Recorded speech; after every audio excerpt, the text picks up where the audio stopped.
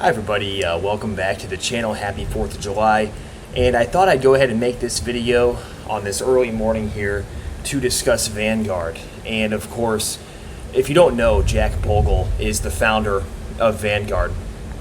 And there's been a lot of talk about how Vanguard is an evil company and all kinds of stuff. And there's been a lot of people out there, and I've heard a lot of talk shows comparing BlackRock and Vanguard as basically companies that are taking over the world. And it's funny because I kind of had the thought of making this video right after I made this video, which basically is going over dividend ETFs. And if you don't know, what we talk a lot about on this channel is how to make passive income, dividends, and cash flow, because ultimately we want to provide an income source into retirement so we can supplement whatever we're trying to do. I also offer consulting and all that kind of stuff, so you can check that out in the description. Also check out daily investment advice for free education, recommendations, and more, right? So we have a lot of topics. We talk about all kinds of topics, everything from growth stocks to higher risk type stuff. I have another channel that's separate for that type of stuff.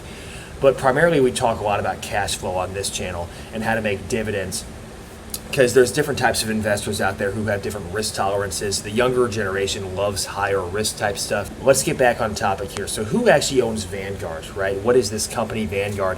So the people who invest in the funds, they're the ones who own Vanguard, right? And I'm not associated with Vanguard in any way, shape, or form. I am not affiliated with them. But really what it comes down to is it's the funds that are managed by the company, and therefore it's owned by its customers. Like, you are taking partial ownership in a company. When you buy a stock, right, you are actually a part owner in the company, and therefore you are entitled to certain shareholder rights, voting rights, and also potential dividends from the company. So even though you're investing collectively with other investors and you are a part owner actually of Vanguard when you do so, right? So when you buy these funds, and the other part about Vanguard and why they're so successful is because they pay such low fees, right? So people, like, I have a friend who he's been investing in Vanguard since he was basically 5 years old. His grandfather started a Vanguard account. And the Vanguard thing is interesting because you can take a small amount of money and compound it over, let's say, 10 or 20 years, but the fees over time add up, right? So for certain mutual funds and ETFs. But Vanguard typically, as I mentioned in my video, they don't really charge expense ratios beyond, let's say, 10 basis points, which is 1/10 of 1%. And so what you're really looking at is that Vanguard is a company that is popularized and has become popularized with a lot of investors in terms of their 401k balances, their IRAs. But, you know, comparing this company and saying it's evil or there's this conspiracy for Vanguard to take over the world, you could go down that rabbit hole, right? You know, oh, who really owns Vanguard? Who's behind the scenes pulling the strings and all that type of stuff. But nonetheless, like, these companies are out here for a reason. You think about Jeff Bezos, right? So, like, why is he so successful?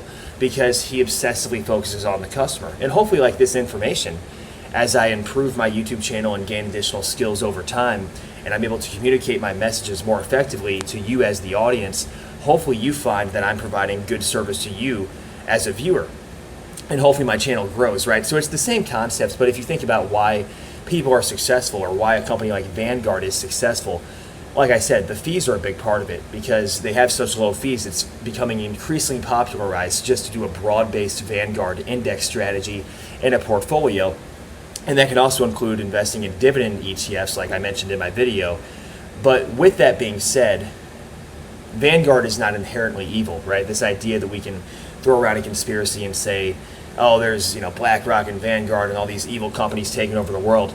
Okay, yeah, but at the same time, you have to keep in mind that most of it is collective ownership in terms of other people buying the real estate, the REITs, the stock market. So you as the investor in your 401k, IRA, you're investing in Vanguard, but you're basically a part owner, essentially. So it's either way, it's like everybody combined. And that's the thing you have to consider with a company like Vanguard, is that I don't consider it to be evil inherently, nor do I, you know, BlackRock. Now, like I said, you can go down the rabbit hole and, you know, deep down the rabbit hole in terms of some of the characters who might be associated with these companies. But nonetheless, these companies are successful due to their low cost structure, their ease of convenience, you know, being able to log into a brokerage account and being able to actually buy these funds and invest in real estate, invest in the stock market, you know, REITs and stuff like that.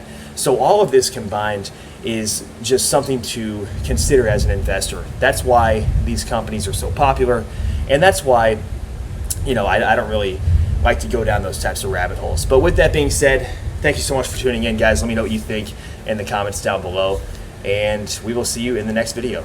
Take care.